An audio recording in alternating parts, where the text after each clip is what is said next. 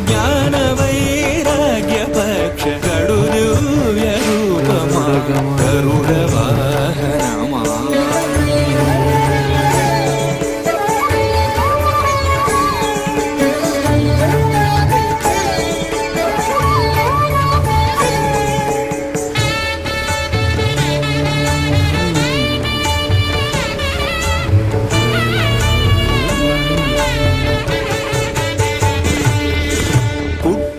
పుట్టగనే